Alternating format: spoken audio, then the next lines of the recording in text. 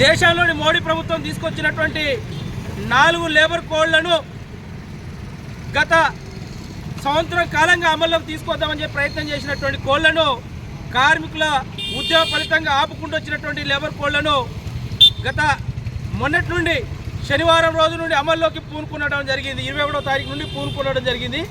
ఆ పూనుకున్నటువంటి లేబర్ కోడ్లను వెంటనే ఆపాలని చెప్పేసి కేంద్ర ప్రభుత్వాన్ని భారత కార్మిక సంఘాల సమైక్య ఐఎఫ్టీ తరఫున మేము డిమాండ్ చేస్తున్నాం.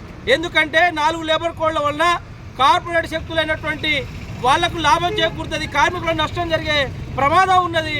కాబట్టి తక్షణమే ఆ 4 లేబర్ కోడ్లను ప్రభుత్వం వెంటనే ఆపాలని చెప్పేసి ఈ సందర్భంగా మేము డిమాండ్ చేస్తున్నాం. ఇవాళ అసంఘటిత రంగం, సంఘటిత రంగంలో పనిచేస్తున్నటువంటి కార్మికులకు తీవ్రమైనటువంటి అన్యాయం జరిగేటటువంటి పరిస్థితి కనబడబోతున్నది. అందుకోసం వాటిని ఆపాలని చెప్పి మేము డిమాండ్ చేస్తున్నాం.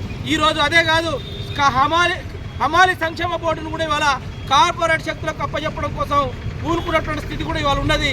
కాబట్టి ఇంకా రానున్నటువంటి పరిస్థితుల్లో ఇవాళ కార్మికులకు ఉన్నటువంటి ఏమైనటువంటి హక్కులు, బెనిఫిట్స్ ఏమున్నాయో వాటన్నిటిని కూడా ఎత్తేయడం కోసమే ఇవాళ ప్రభుత్వం పూనుకున్నది. అది ప్రపంచీకరణ, ప్రైవేటీకరణ విధానంలో భాగంగా కనబడుతుంది.